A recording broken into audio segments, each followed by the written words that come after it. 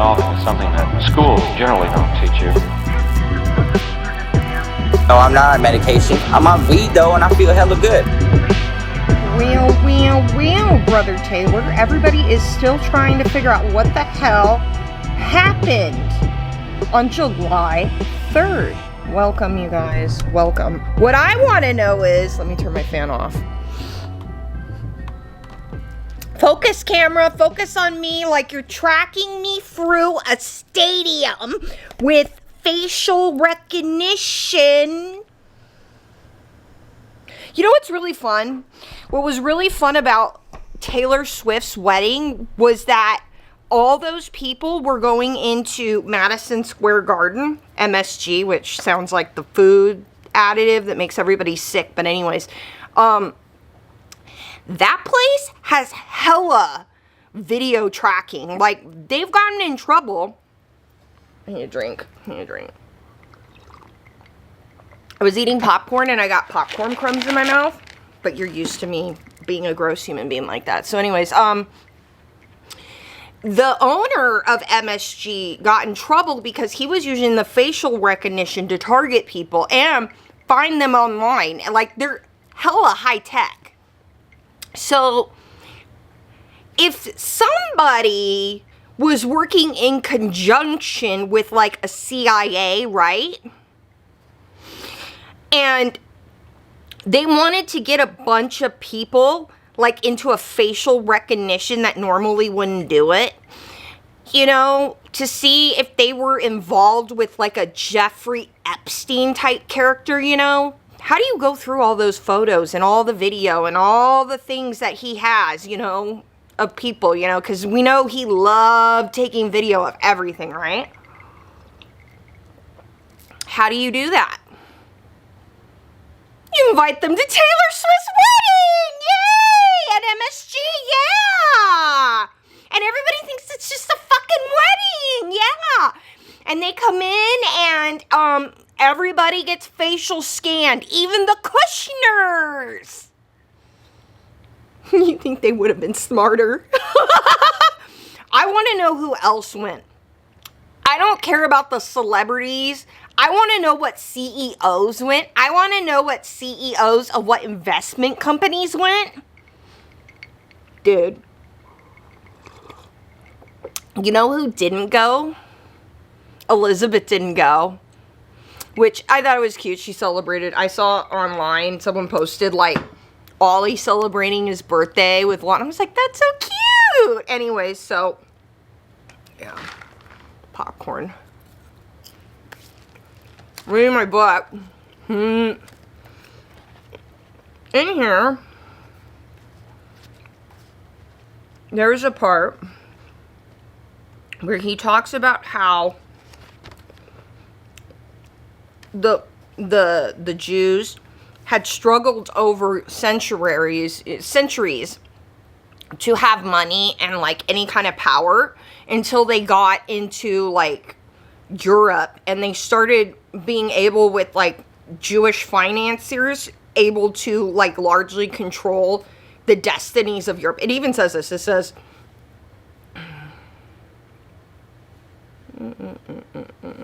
behold, the change of the present century when Jewish financiers so largely controlled the destinies of Europe. A key to this mystery is found in Genesis 11, 2-3. And that part is talking about like building like masonry blocks. And at first I'm like, why the fuck does building materials have anything to do with the Jews having financial control in Europe? What are bricks? Masonry. Freemasons. The Freemasons helped the Jews with their financing. I mean, they had a lot of money and stuff, and so together, they got together because they both have the goal of building that third temple for... They both have various reasons why.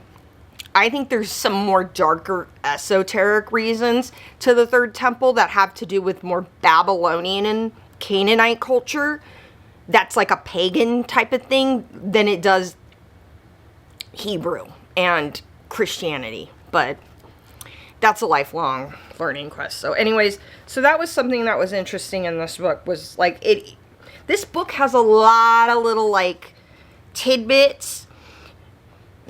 It talks about even like hypnosis being a power of the Mahatmas. Mahatmas, I can say it, Mahatmas. Mahatmas. I know, I sat for like 10 minutes on the phone with my mentor saying Mahatmas, Mahatmas, Mahatmas, Mahatmas. And then Chi-Chi's like, just say hot in the middle of the name, Mahatmas. And you got it. And I was like, Mahatmas. And I got it.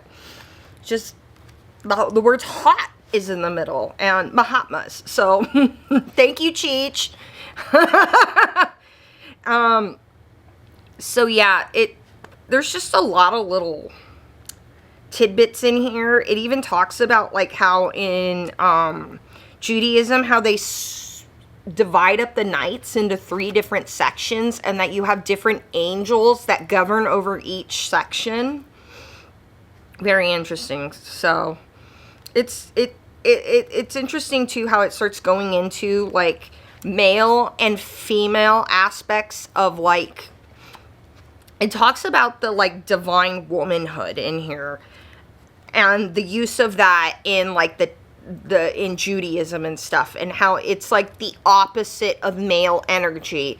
And it's kind of like when you think of like a negative and a positive charge, it doesn't actually mean per se male or female. It just means these are 2 energies and they're their opposites. It goes back to, we can even talk about this, it's in Plato, where Plato talks about how the grand craftsman, as he would refer to, or God, as you would think of, when God created our reality, he split it so there was an opposite, there was 2 sides to one coin, basically. The design of the universe. So, that's something I learned here.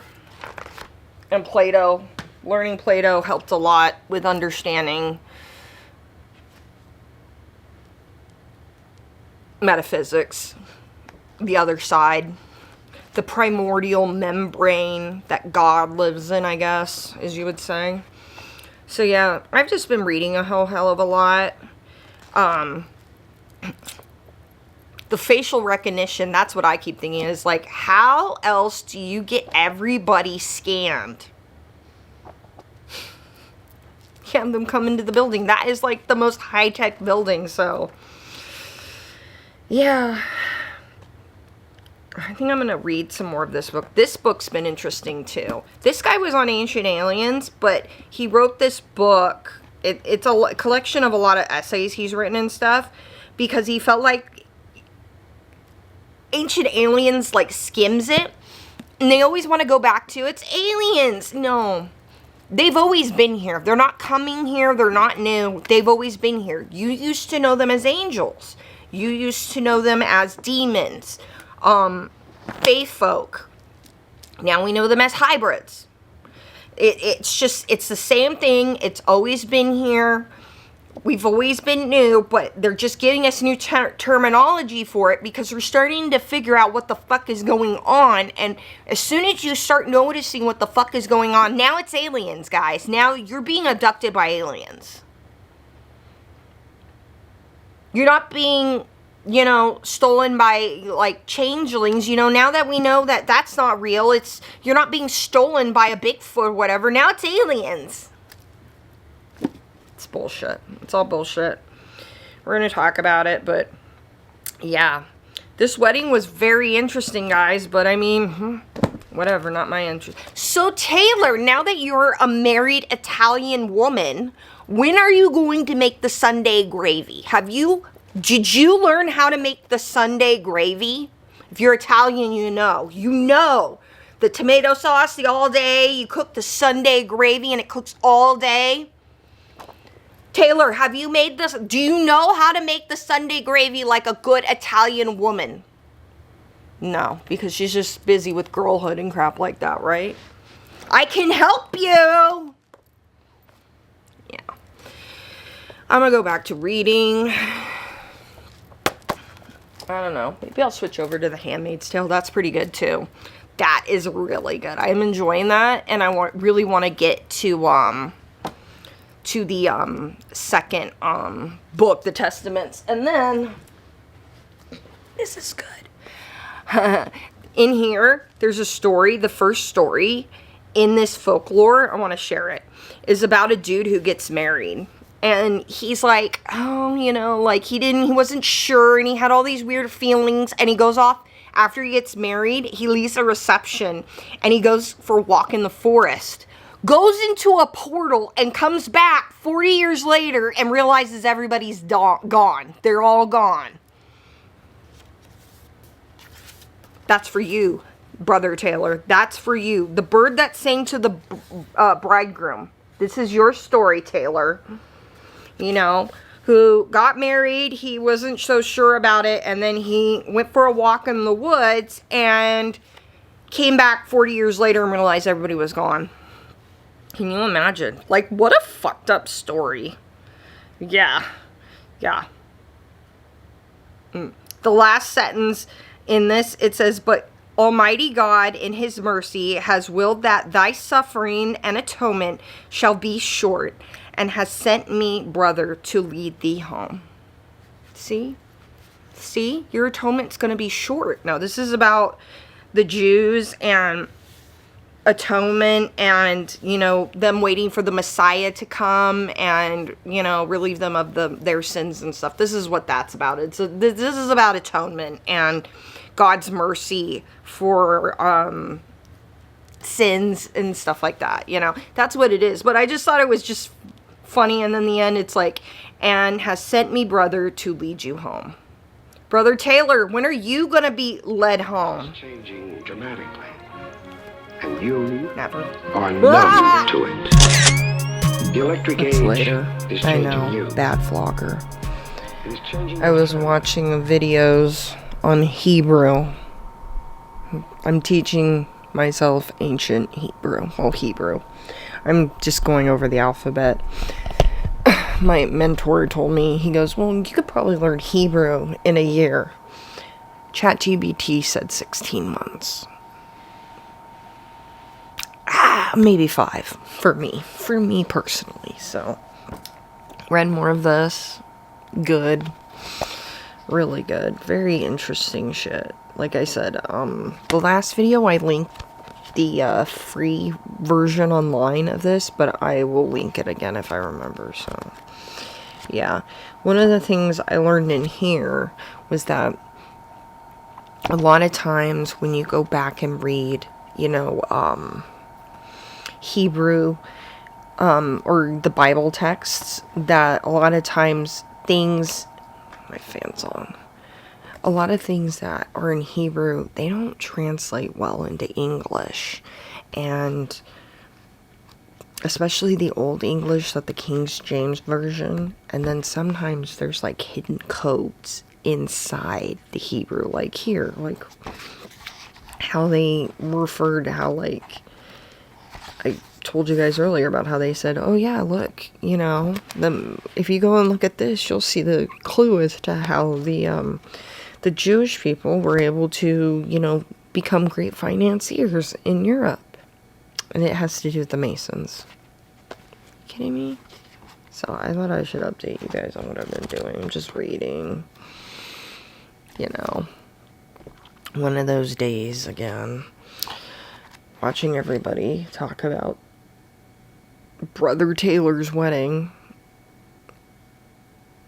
It's weird. It's really weird, but yeah, I just thought I should update you. I'm thinking maybe I pull out another book and read it. I don't know. I'm loving all the books I have to read. It's been nice to be able to just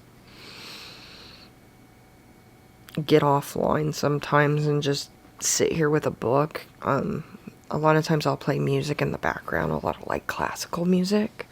Classical music's really good for like helping you, like it says it opens up neural pathways, and so it's good for learning. So classical music is really good for like learning and critical thinking and stuff like that. And so I play a lot of that. In the evenings we usually do a lot of like flute and lyre music, like ancient Greek flute and lyre music. this book is really good. There's a lot of cool articles on angels, and then it references a lot of, you know, like, Hebrew text and the Talmud and stuff. I don't know. I thought it'd be good to learn another language. I've also looked into learning, ancient Greek, too, which, honestly, from what I hear, because English is one of the harder languages, I figured, well, I know English, so, something to learn, so yeah. I'm gonna pick something to read. And we'll continue on later. I'll probably be up late.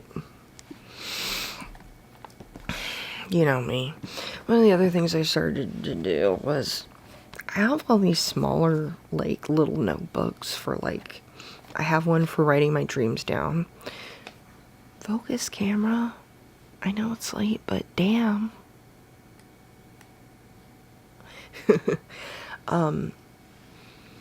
I have notebooks for, like, my dreams. I have one for, like, I have my own tarot cards, actually. We aren't doing regular tarot. We do augury, so, like, that's like bird signs, and you can use nature to then come up with omens, and because the omens have symbols, they can take shape and form. So I've made my own cards, and you can get blank cards on Amazon, and I made my own cards based off of, like, you know, some of the animals that we see around here, hawks and bighorn sheep and stuff, and I have a whole book, like a notebook, where I've written down what each of the symbolism means. I even have, like, the planets in here, numbers, seasons, and then I'll lay out 3 different cards and get a picture in my head, and then go from there, and then you can decode it, and then sometimes the omen can take shape and form. Has to do with, like, you know, fate. Fate is not set in stone. It's like a river of water. You can redirect the water. You can kind of dam it up and slow it, but you can't stop it from coming.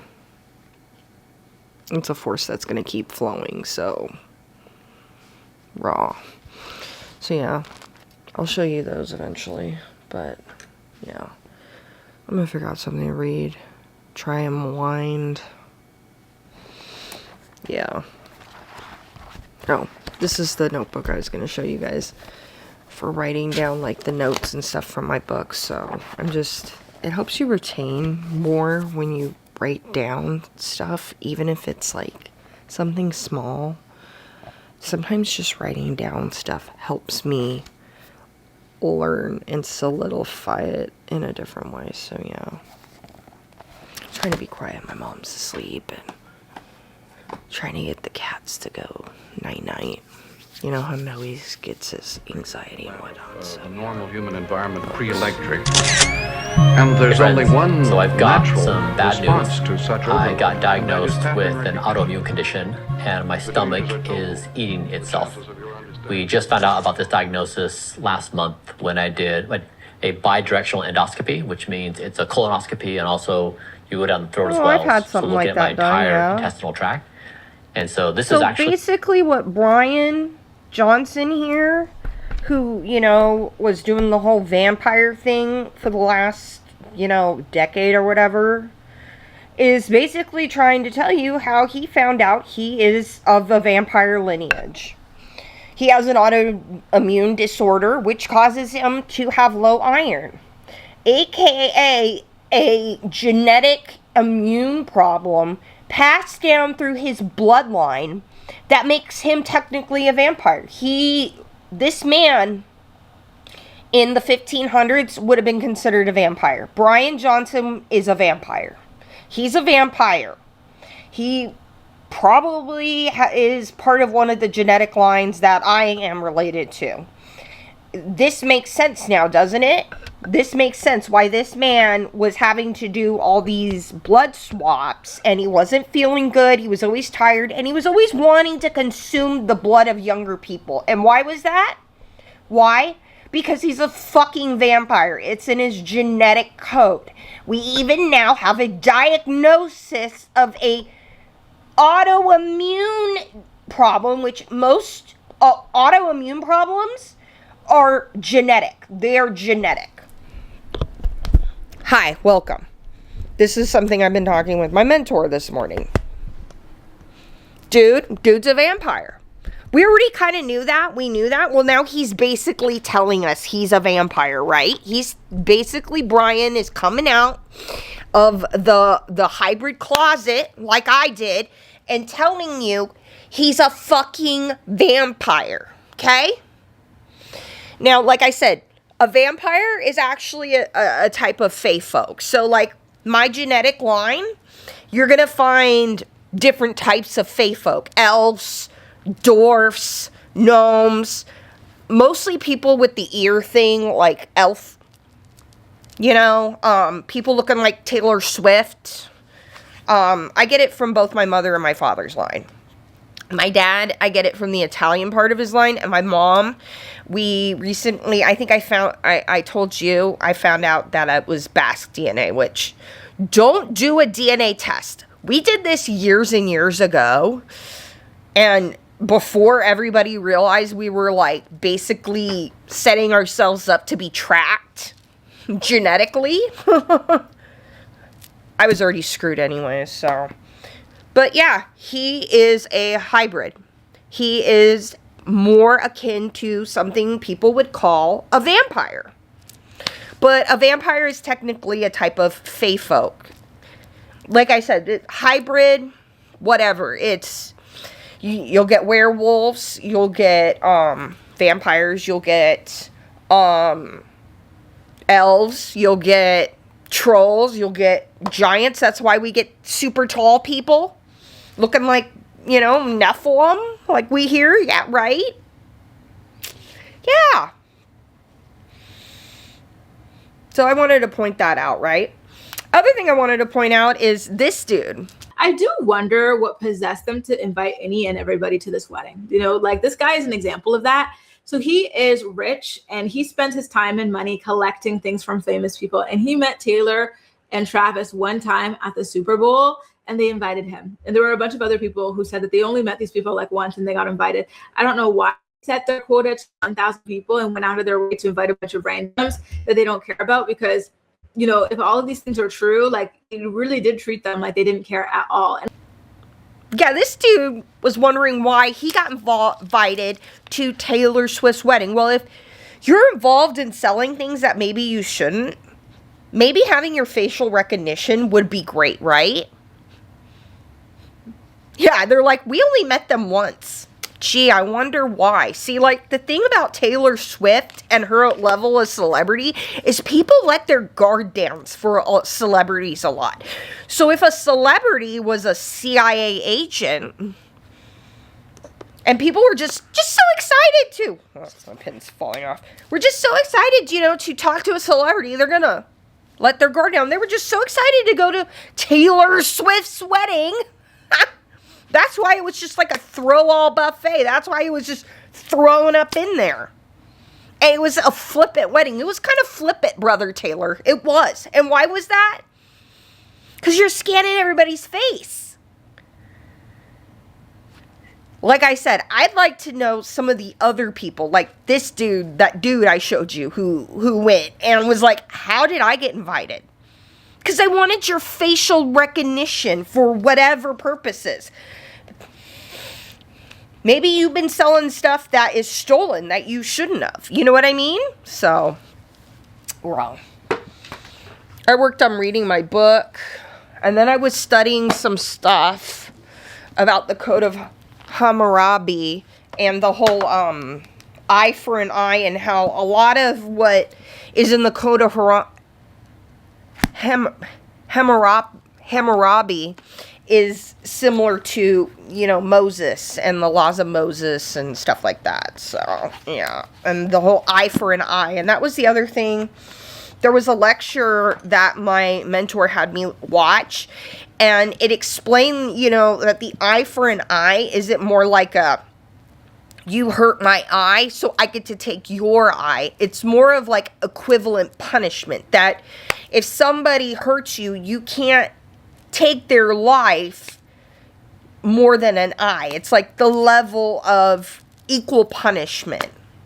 That's where that means. It does not mean, and a lot of people get confused what eye for an eye means. And it does not mean eye for an eye like, where is my Handmaid's Tale book? In this book, they use eye for an eye quite literally and take out somebody's eye, you know, or cut their tongue out, you know, if they're offensive with their tongue, you know, or if you off somebody, you get to off them, like equal, and it doesn't mean that. It means equal justice, that there will be no more justice served. And that's what that means. Now, our justice system isn't really like that in America. From my understanding, and I had an attorney explain this, because I went through my lawsuit, that the criminal justice system, and that is more about corrections and protecting the public further. It's not about actually punishing somebody, because that's cruel or whatever. Yeah. So, coffee, talking. I know this vlog is a lot of talking, but we do a lot of talking. I just wanted to give you guys that thought, you know, that maybe this wedding and all of these people being invited actually had more to do with scanning people's faces, right? And Brian Jones saw that, and I'm like, so you're accepting the fact that you are a vampire, sir. That's what it is. Brian Johnson is having a come to Jesus moment, that he is a hybrid, that he is basically a vampire, like everybody has been saying. Raw. I also sat up listening to videos on Hebrew. I'm going to link some.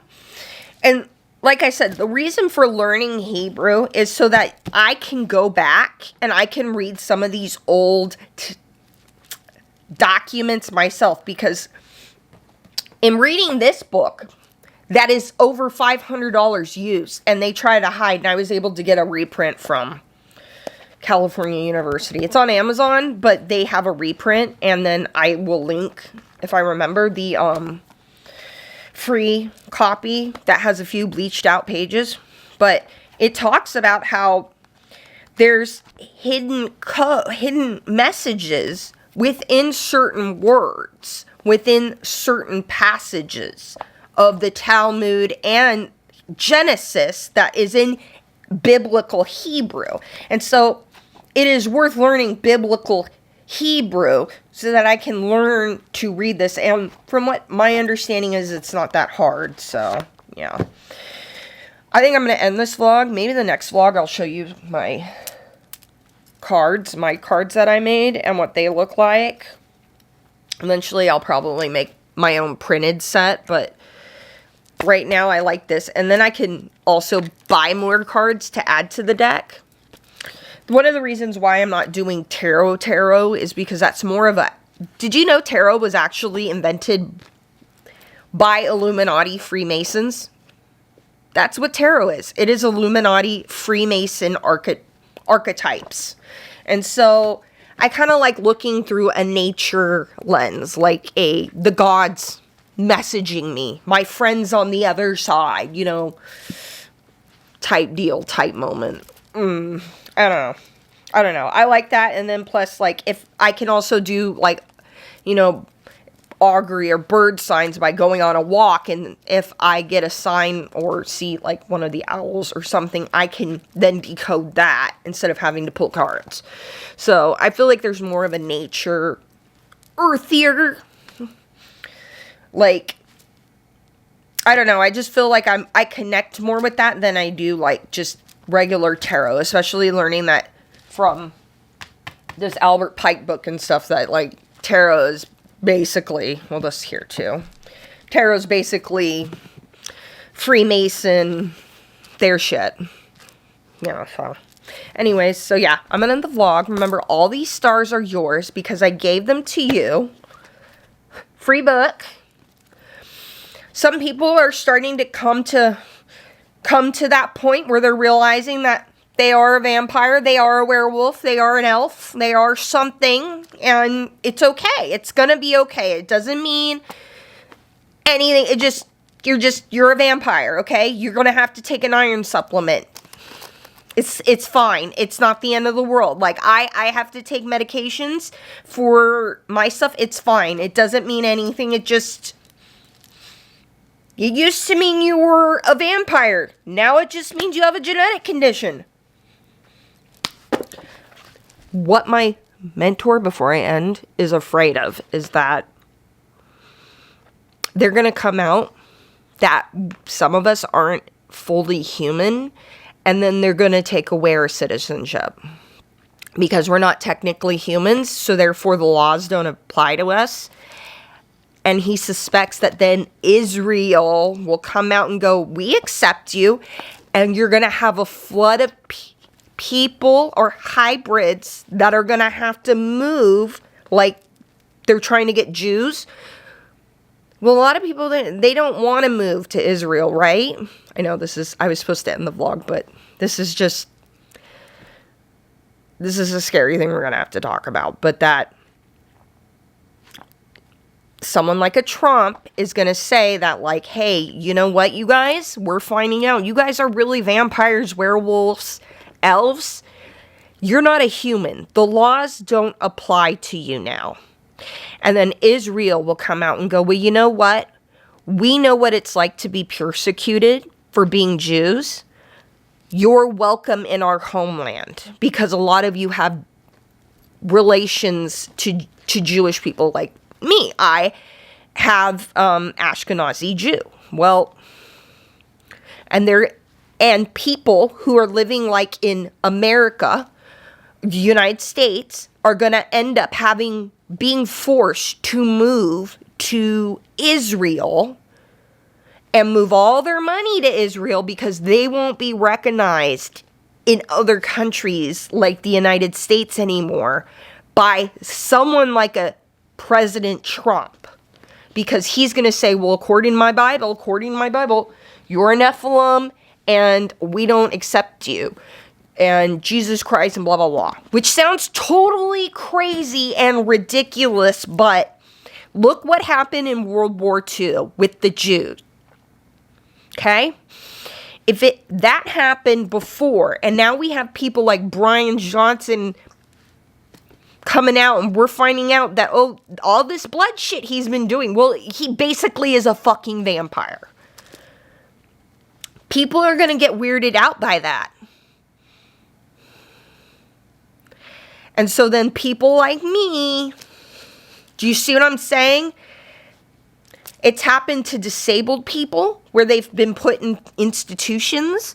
It's happened to, Jews with World War II.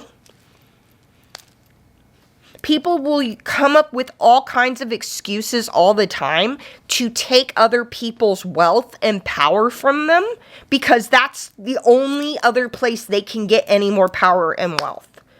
It's kind of like what I said about advertising, if all of your free time is sucked up by by consuming on the phone, like on social media, and you're getting advertising that way, how do these companies find a way to get more money and get you advertise more? Well, then you got to start consuming while you're at work or in your sleep as well. Playing those sleep videos all night so that an ad can run too, so they can be bombarding you with ads so they can be money multiple ways. Well, we got to find a new way to dehumanize a group of people so we can retain our power. It's not that you're disabled. It's not that you're a woman. It's not that you're gay. It's not that you're you're black. It's not that you're Jewish. It's not that you're Islamic. It's not that you're all these things. Now it's you're not a human. Do you see what I'm going at? Do you see where we're getting at?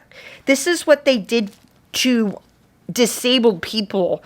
And my mentor thinks that they will try to do this again, but do it with the whole, guess what, guys? And when people find out that there's groups of these people who have been living in breakaway civilizations underneath the United States, that's not going to help either. It's going to make it worse. So we'll be talking about that crazy kind of more because, yeah, it is crazy. But remember, like, maybe one day something will come out and you'll be like, that crazy bitch, Desert Mermaid, she's fucking right. The one who gave us all the stars and said the more we know, the more we don't know, that bitch was fucking right. I thought she was crazy. This crazy is going to end here. I'll see you in the next one. Love you guys. Mwah! Problem solving is something that schools generally don't teach you. You know, a lot of people don't have a good generalized approach to problem solving. They're not thorough, don't consider all the possibilities, prepare themselves with the right information. If you can develop a kind of generalized approach to problem solving, it's surprising how it helps you in anything. I don't think. I know. Every 4 computers now have primary control of critical vehicle functions.